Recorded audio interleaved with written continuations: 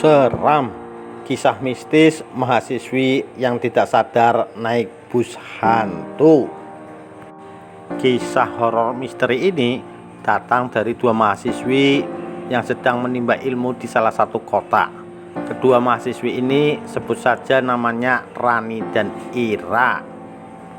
Bagi seseorang yang sudah terbiasa menaiki bus malam, sebaiknya cerita horor ini dijadikan sebagai bentuk kehati-hatian supaya tidak terjadi lagi. Pada hari itu, tepatnya hari Jumat menjelang sore, Rani dan Ira baru menyelesaikan ujian akhir semester di kampusnya. Setelah selesai, Rani mengutarakan niatnya kepada Ira bahwa dia ingin berlibur dengan cara pulang kampung ke rumahnya. Namun hari itu sore, Ira pun melarang Rani untuk melakukan perjalanan pada malam itu juga, dan sebaiknya pergi pada besok hari. Rani yang bersikeras ingin pulang kampung itu pun tak menggubris perkataan temannya Ira dan tetap membereskan baju-bajunya. Pukul 9 malam, Rani meminta Ira yang sedang terkantuk-kantuk untuk mengantarkan dirinya menuju terminal bus yang hanya berjarak sekitar 15 menit dari kos-kosan mereka. Saat mereka tiba, suasana terminal sunyi dan terlihat hanya beberapa orang saja.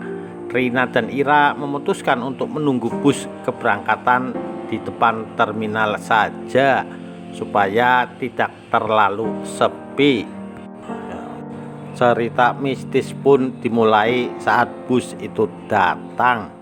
Rina pun berpamitan kepada Ira dan berterima kasih karena sudah mengantarkannya menuju terminal. "Hati-hati ya, kabari selamat di perjalanan," kata Ira. "Iya, kamu juga hati-hati, nanti aku kabarin." Ira dengan jelas melihat Rani masuk menaiki bus itu dan duduk di kursi bagian belakang. Padahal kursi di depan masih banyak yang kosong. Ira sedikit heran dengan kondisi bus yang dinaiki Rani karena lampunya redup, sedikit gelap. Sopirnya pun terlihat diam saja menatap lurus ke depan. Bahkan yang biasanya bus yang lain memiliki kondektur, namun bus ini tidak. Namun Ira tidak terlalu serius memikirkannya. Dia pun melambaikan tangan kepada Rani yang busnya sudah melaju, tapi Rani tidak melihatnya. Diprediksi mungkin Rani akan sampai ke kampung halamannya sekitar 2 jam kemudian. Ira kemudian kembali pulang menuju kosnya dengan menaiki motor yang dibawa. Tiba-tiba Ira merasa merinding yang tidak biasa di sekujur tubuhnya. Tapi Ira berpikir mungkin karena jaket yang dia gunakan malam itu terlalu tipis, makanya dia kedinginan. Ira pun melaju meninggalkan terminal bus dan kembali ke kosnya. Sesampainya di kosan, Ira menyapa bapak penjaga kos yang senyum di depan dan memarkirkan motornya lalu masuk ke kosnya. Ira yang sudah mengantuk pun berbaring di atas kasur. Tapi sebelumnya dia mengecek HP untuk menanyakan kabar Rani. Tapi Rani tidak membalas. Setelah menunggu lama, Ira pun akhirnya tertidur pulas. Tepat pukul 12 malam, Ira yang sedang tertidur dikagetkan dengan suara ketukan pintu yang begitu keras. Ira yang merasa kesal karena tidurnya terganggu pun berjalan sempoyongan menuju pintu dan melihat ke arah jendela. Betapa kagetnya Ira, dia menemukan sosok Rani yang ada di depan pintu. Hati Ira bergetar memikirkan bahwa Rani tadi sudah naik bus. Harusnya dia sudah sampai di kampung halamannya. Ira pun membuka pintu dan melihat Rani dengan kondisi wajah pucat pasi dan menangis sejadi-jadinya. Ira bertanya mengenai apa yang terjadi, tapi tidak ada jawaban. Rani masih terus menangis, malah semakin kencang tangisnya, membuat perasaan Ira gelisah dan was-was. Melihat itu, Ira menyuruh Rani masuk dan berbaring di kasurnya dan mengambilkan air minum. Malam semakin larut, keduanya masih dalam keadaan diam. Ira tahu Rani belum siap untuk menceritakan apa yang terjadi malam itu. Hingga tak sadar, keduanya pun jatuh tertidur. Keesokan harinya di pagi hari, keduanya sudah bangun, tapi Rani belum juga berbicara apa-apa. Ira pun pergi memasak sarapan untuk mereka berdua. Setelah itu, Rani pun mulai berbicara dan menyuruh Ira untuk berada di dekatnya. "Ra, sini duduk di dekatku." Rani mulai bercerita tentang apa yang dialaminya malam kemarin. Rani mengatakan pada saat dia masuk, dia sudah tidak lagi melihat Ira. Padahal menurut Ira, dia jelas-jelas menunggu dan bahkan melambaikan tangan kepadanya saat bus itu berangkat. Rani memilih kursi di belakang, karena itu juga kebiasaan dia saat naik bus. Tapi suasana yang redup membuat Rani tidak dapat melihat dengan jelas wajah para penumpang di bus itu. Suasana bus yang sunyi dan sedikit gelap.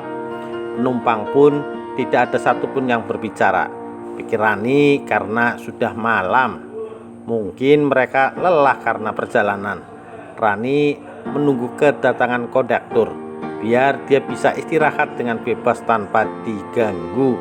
Namun kondektur itu pun tidak kunjung datang, sehingga Rani yang duduk di dekat jendela pun menatap keluar dan tak sadar dia tertidur.